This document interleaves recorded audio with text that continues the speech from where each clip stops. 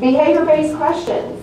Hopefully you've heard about this before, and you definitely need to know when you go into an interview that employers recognize now the best predictor of future behavior is past behavior. If they're on the cutting edge of asking good questions in their HR processes, they're going to be asking you behavior-based questions. So it's going to be, think of a time when you did X, Y, Z to demonstrate a particular knowledge or skill.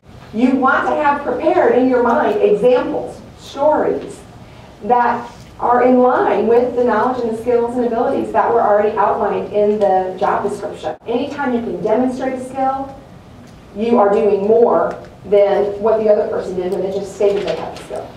So another example of a behavior-based question, tell me about a project you handled successfully and one in which you were not successful, and what did you learn from each one? You want to come up with examples that are related to that job as much as possible. So it's important for you to ask clarifying questions if it's needed. You can certainly write down the question, especially behavior-based questions sometimes have multiple parts. It's important for you to take your time.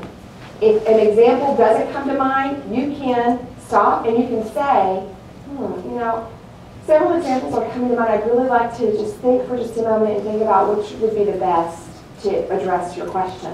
The CAR method, challenge, action, result, is the one that I like because I like to think of it as a car. The car gets you where you want to go. And so when you're thinking of your stories and you're putting your stories together, identify what the challenges are or the obstacles, what you specifically did, and the results. Some common interview questions that you may be faced with. Tell me about yourself. Keep your answer concise, start with the present, and summarize your past accomplishments. What are your strengths and what are your weaknesses? Focus on the relevance to the position and be prepared to talk about those strengths and give examples. When it comes to weaknesses, you want to be really careful. You can approach weaknesses from the perspective of identifying something that's not really important for the job. Another strategy would be to, sometimes our greatest strengths are our greatest weaknesses, and an overused strength can be a weakness.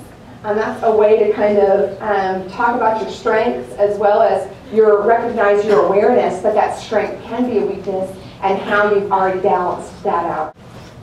What attracts you to this position are questions that you need to be prepared to answer. Where do you see yourself in 5 to 10 years? What do you think that you can contribute to the position are also all questions that you need to be prepared to answer in that interview.